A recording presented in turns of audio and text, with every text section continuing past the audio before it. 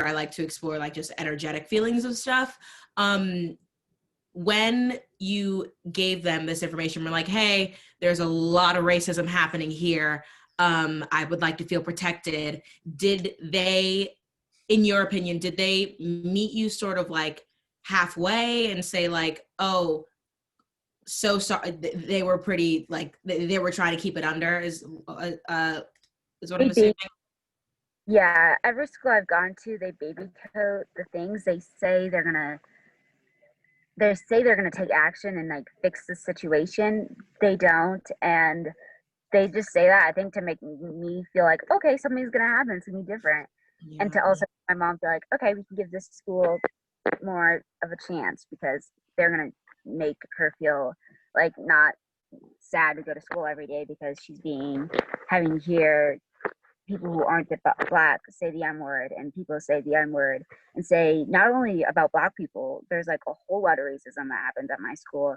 And it's crazy because I'll be standing in the halls and like a teacher will be right next to me. I will hear something. I'll turn to the teacher.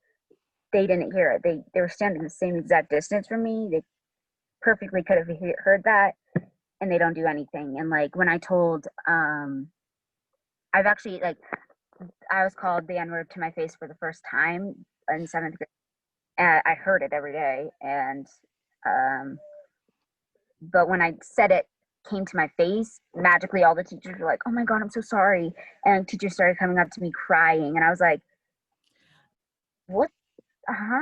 Were those just to further cement something that I already believe? Were these administrators white as well? Yeah, I've never had a black teacher. The only black teacher ever. Damn, I had a black teacher, but he's Latino. So he was black, but he was Latino. Sarah, did you tell me something about the N-pass? What was it? I can't remember. Oh God, I've had so many conversations about the idea of what an N-word pass is. As okay. Sarah taught me about this. I didn't know about it before she shared that this is. No, it's a thing that people are doing, which is so wild to me. Such foolishness. But yeah, that happens all over my school. But they're going to kids who are like, they're even going to kids who aren't black because they either know a black friend and like, I don't know, I don't know if it's just because of everything that's happening, but like now I'm realizing more things. I'm realizing I'm like the black friend to everyone in my school, and I do not want to be the one responsible for people who say, well, I have a black friend.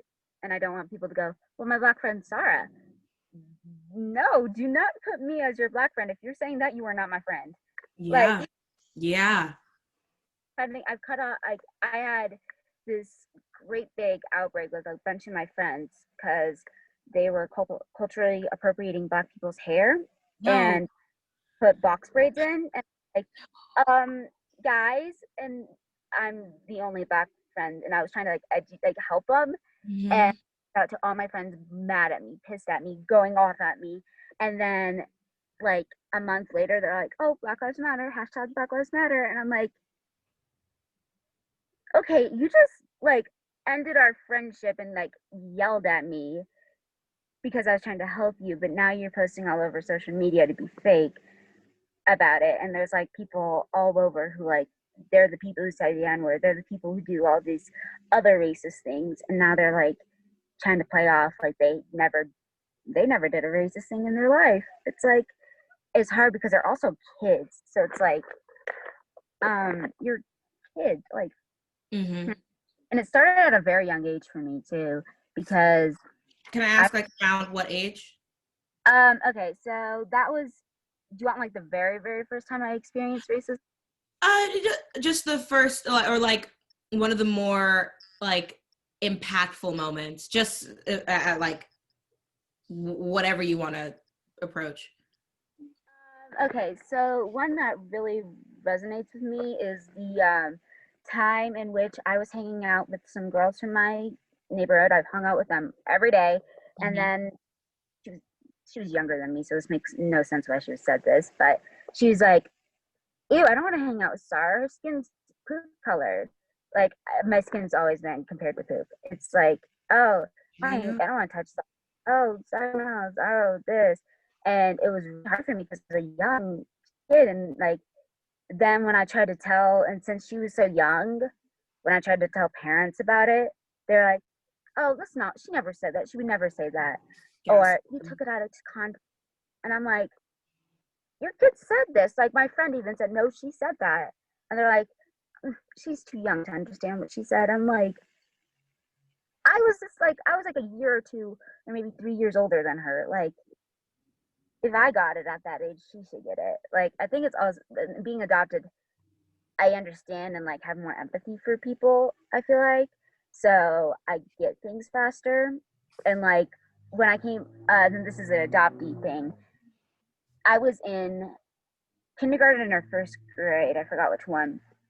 And the assignment was to bring in a photo as you was a baby. And I came home and I was like, Mom, I don't have a photo of me as a baby. They don't have photos. They don't have cameras back then. And so my mom's like, well, what do you want to do about this? And she left me to like decide. And I said, I could take a photo in of my home because I did have a photo of my home, and my dad was like my biological dad standing in the doorway. And I'm where I live in Ethiopia. It's like mud houses, so they're like the ceilings are like this, and then it's like this on the bottom. Could text Angela a photo and then she can show it to you, but it's like that. And so I sent in a photo, and on the thing, my mom kept this assignment. I said, they don't in Ethiopia. They don't have photo, like they don't have cameras. Which, but then teachers. It's even teachers. Teachers don't realize it. Like, not every kid's story is the same. They don't know how much they weighed when they were born. Like, they don't know all these things, but they expect them to know it.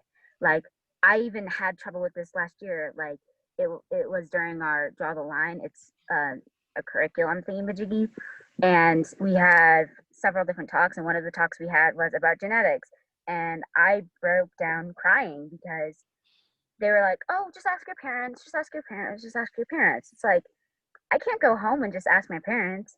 Like, I save a lot of money to fly there and I don't want to like I have so much limited time with my family. I want to make sure I'm spending it wisely.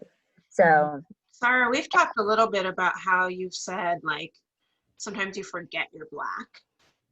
because I'm always around white people. I come home around white people, so it's not like I'm just going to school and then I come home to a Black family. Yeah. And then I go right back home and there's white people around me. Family reunions, anything, white people. So when I'm hanging out with my friends, I feel like they also sometimes forget that I'm Black because Yeah. I have like, people would say I like talk white because I use proper words like that, and I like all that type of stuff. And it's like, then people try to kind of like, they don't treat me white, but then like I feel like my friends and I even forget myself. I'm like, since I'm not looking at myself other than in a mirror, I'll go all day and be like, oh, la la la, like perfect, and then I go, hold on, look in the mirror. Okay, remember why that person stared at you 30 seconds ago. That is right. You're Black. Yeah. Well, makes you even more because you're around all these white people. And my friends, I feel like I have like several groups of friends, and one of my groups of friends I've had some problems with. Not everyone, a few of the kids in the group, and it's because they're like, "Oh, we're all basic white girls," and me and my other friend, she's Latina, and we both looked at each other like, "We're not white. Like, are they forgetting we're not white? Like, yeah, it's like they're saying, oh, we don't see color," and I'm like, when I was with them, I put a receipt in their bag. Like, my friends are like, oh, no receipt. I'm like, you're getting a receipt. If you are with me, you're getting a receipt. I don't care if it was 30 cents, you're getting a receipt because you're going to get away with it. You can just like walk past it. Like, I've had trouble already in grocery stores. I've had trouble with like hair in grocery stores. I've had trouble with people following grocery stores. And I'm only 13. It's like, and my friends don't realize that, so they go ahead and say or do things. They're like, they don't think about them, but I'm all constantly thinking about them, more so now than ever. But Mhm. Yeah. Thank you for sharing all that. I'm just writing as much down as I possibly can. Oh, okay. Another question just about you were talking about your relationship with Ethiopia and how when you're there, you do you have feelings of like when you're with your family, you feel like you feel an urgency to sort of like pick up where you left off and like you were just to put stuff into words, because I remember you said that you wanted to see where you would have went to school or like have those bonding moments that you would have had if circumstances were different. Do you look, I don't know how to phrase this in a way that makes sense to anyone besides myself. Do you find yourself when you go back, like what does that all feel like for you emotionally, just being able to have that those, although brief but really meaningful connections with your family in your home in Ethiopia? My bad. And Sarah, I think one great place to start is how you feel when you're about to leave. You know what you've told me about that. Yeah, it is really hard for me to leave, and when I leave, I put on a straight face. The second I get in that van, it's like tears, because if I cry, I can already see, like, my dad walks me, like, the entire village walks us out, and it's like the moms, like last time, my mom and my cousin Ty's mom, they stayed back. They stopped walking beforehand, and we could already tell they were crying. And so I already knew I couldn't cry, or else this was like, it would have been so hard. So, but then when I get home, or like in that van, it's really hard because it hits me that it's going to be way longer till I see him again.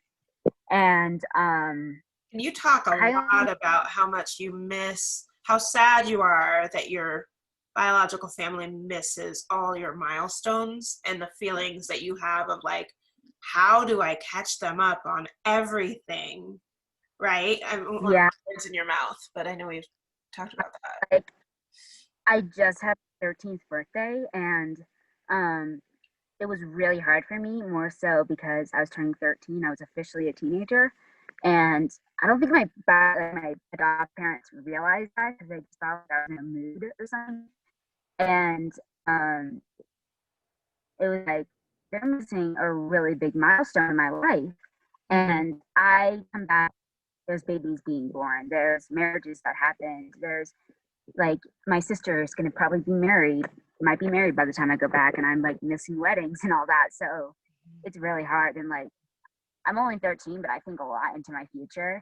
And Yeah, I think that's important. I've already like thought about, oh wait, what about like weddings and all that? Like my wedding, like I've planned like an additional thing I could possibly do, but it's like, this is not cheap. Like, it's also expensive to go to Ethiopia. And it's like, when I get older, it's going to be less amount of times I'm going to Ethiopia, because I'm doing it by myself. Like my family, I always want my parents to come with me, because I feel like it's easier for me emotionally. Because if I go by myself, I have to do, and I have to talk to my parents by myself. And I feel like I'll get there, but it's just like, you got to build the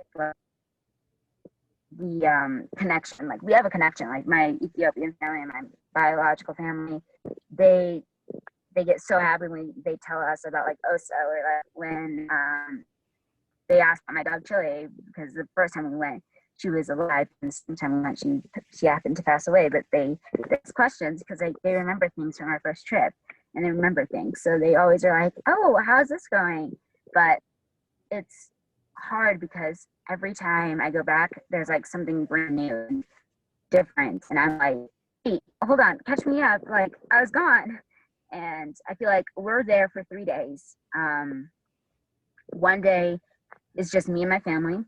Another day is in the village, and the last day is either just like we go on a hike, or we like we do something as like me and my biological family and adopted family, or it's we go back to the village. But I feel like I want to change that, but like I don't want to spend too many days there, because every day I'm there, it's less another day. My parents don't go to work, they don't go to the sorry, what's it called, the fair, whatever it's called, where you go grab fruit and vegetables and all that. And it's a day the kids don't go to school, because no one goes to school.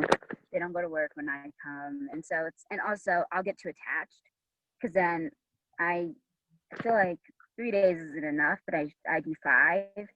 I'm not gonna want to leave, and I know I have to leave, like physically have to leave, but like then again, my brain's gonna click to the wait, but they're my family. I technically can stay. Like it's not like I'm going to go live with strangers, but it's like on me and my family. Like that's a lot for my family to handle, and like a lot for me to handle, and not really possible. But I want to spend more time, but I don't want to get too connected. But I want to get more time. You said that you liked 3 days being there for 3 days, because you felt like if you were there for any longer that you might start judging your birth mother's choices. Yeah. You remember saying something like that? What did you mean? I feel like the longer I stay there, I'll start to question, wait, but there's so many people here who could have helped me. Yeah. Like, this is kind of an important detail. I technically am not supposed to be adopted, because both of my parents are technically alive. So that adds a lot, because I could have stayed. I should have stayed. Like, I took the place of a child who needed it more so than I needed it. And like then I don't want to question my family, because like they gave me life and all that and all that stuff, and technically gave me a different future than I thought I was gonna have. But then again, it's like I was 2 at the time, so it's like I didn't know what was going on. They just randomly had me be adopted, and me randomly waking up and being somewhere else. So that is a lot, because I didn't have any say in it, and now I'm older, and now I'm like, wait, there's like many different things you guys could have done.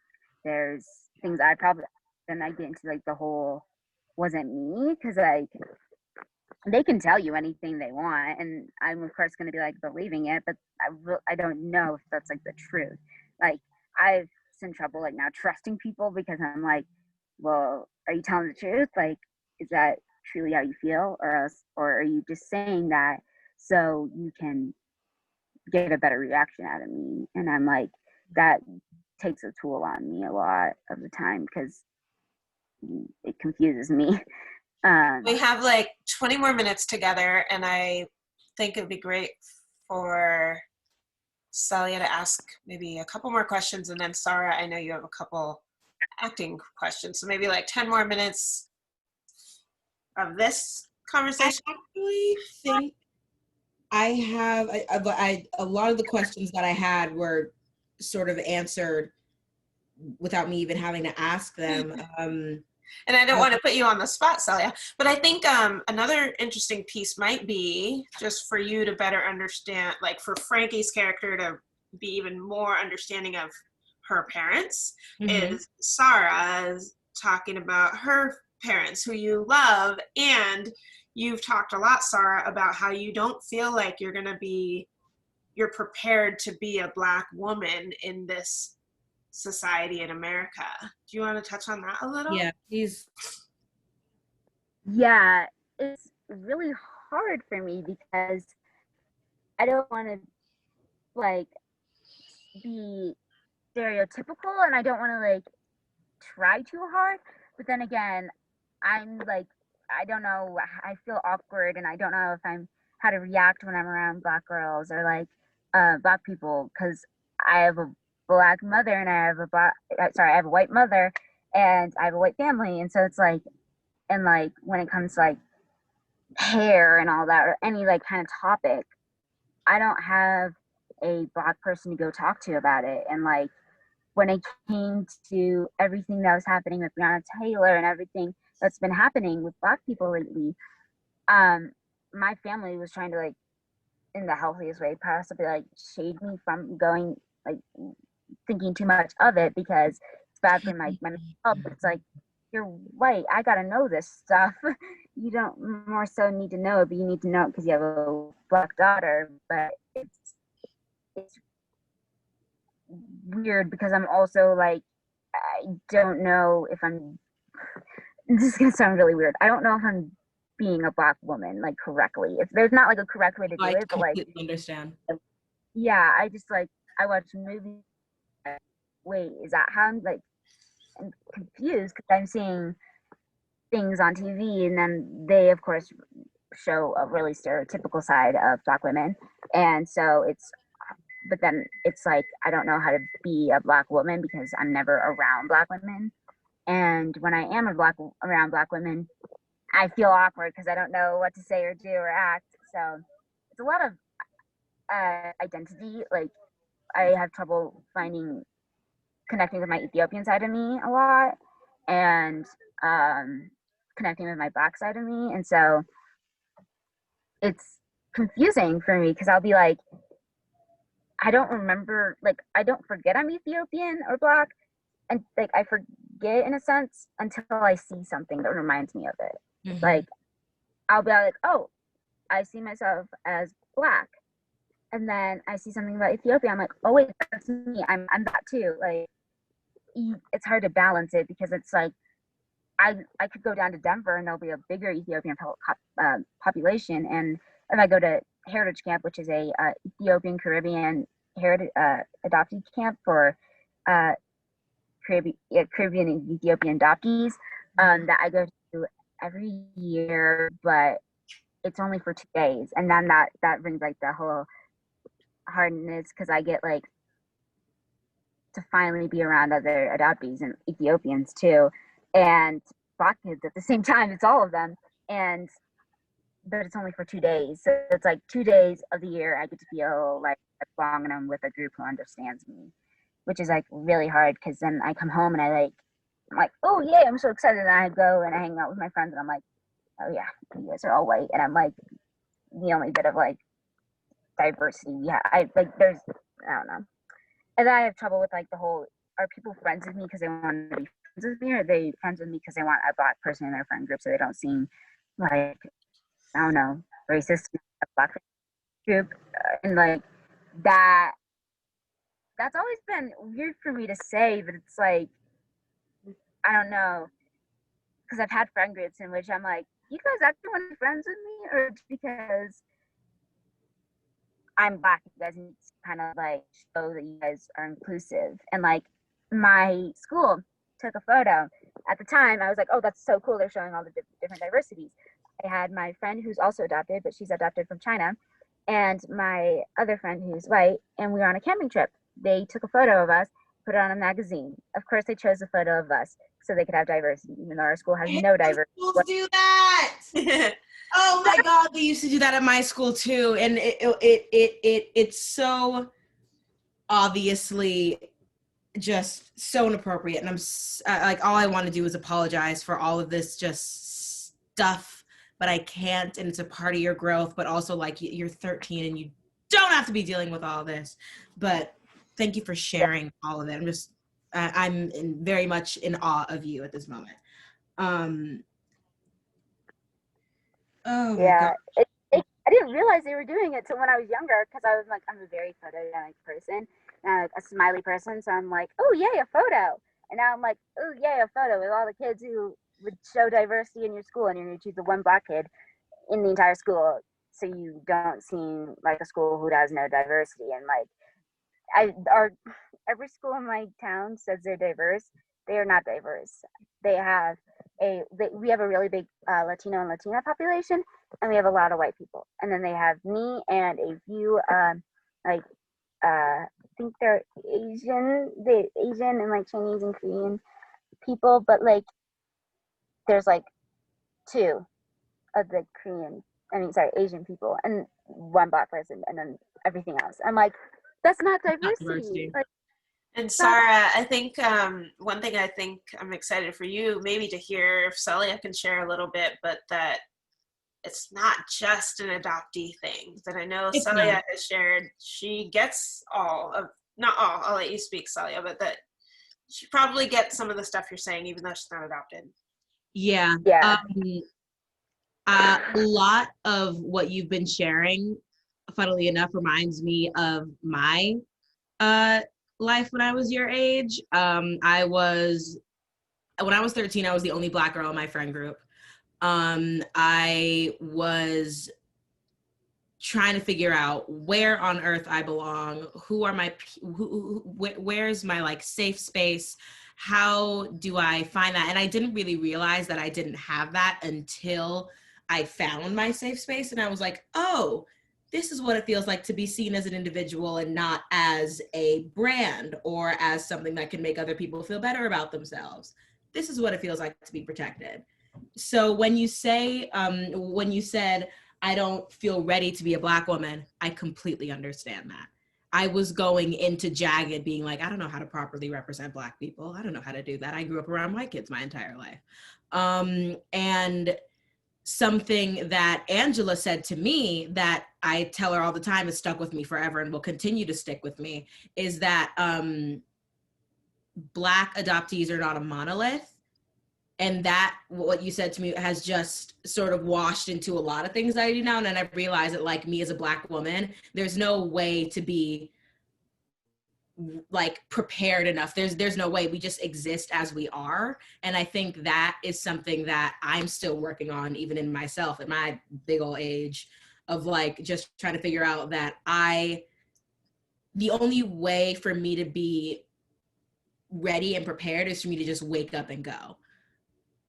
So although it was unasked for, the only thing I would say to you about that is just allow yourself to take the weight off of yourself and say, I'm already ready. I'm already prepared. I'm already that one, period. That's it. Because you are absolutely. And yeah, I see so much of myself in you, although we're not like, we have very different life experiences, obviously, but like, I'm really excited to know that I see myself in you, and knowing that like there is goodness coming, and it, like, without sounding like super duper cliche, it gets easier. Being a Black teenager in America is really, really hard.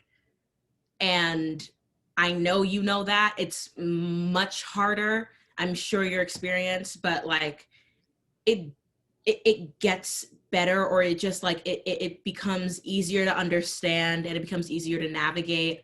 I wouldn't even say like things like it's all gonna change, but like it becomes easier to navigate and easier to explore, and you find the things that you're looking for. And it just, at least in my experience, there's gonna be a moment, it won't like be a light flip of like, oh God, everything's easier, but you'll realize like, oh, I remember years ago, I would not have been able to have this conversation. Yeah. Or like, I would not have been able to speak up for myself the way I just did. And so you'll know it.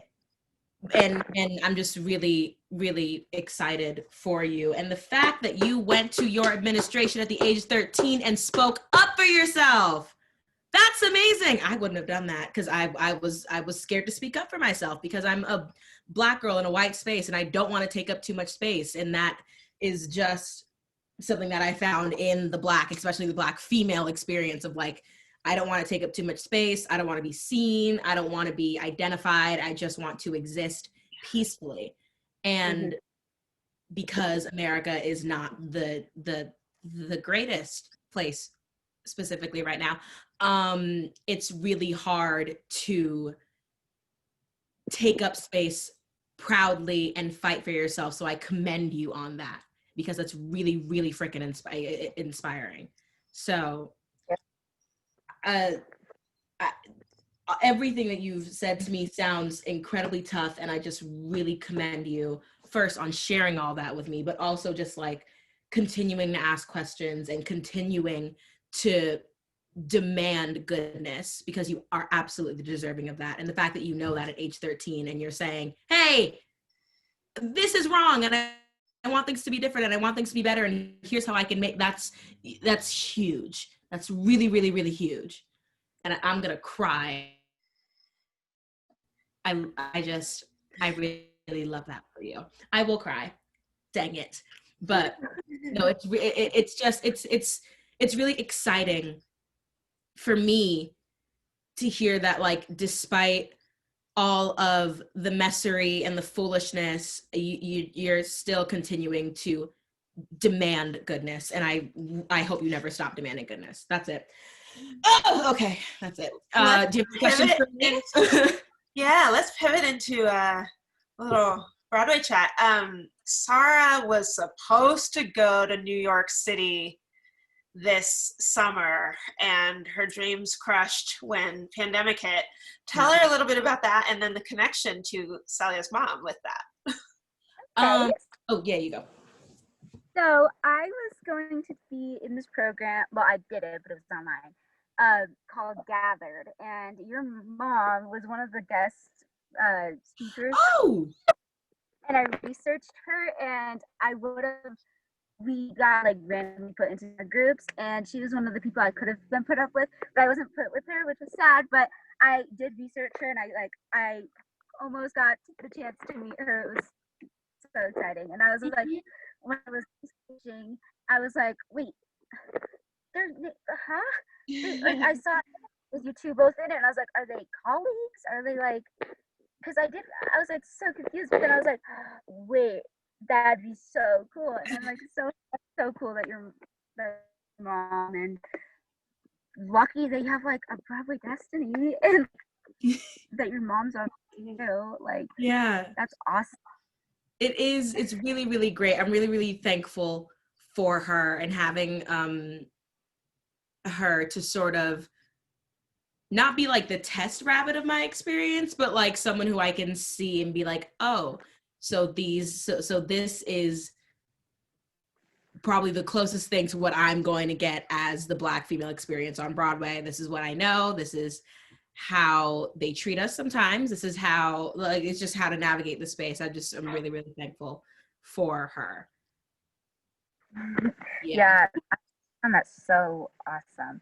Thank and you. then oh, can I ask questions? Yeah, go ahead. Ask me anything. I literally asked you for your entire life story. Go ahead. So,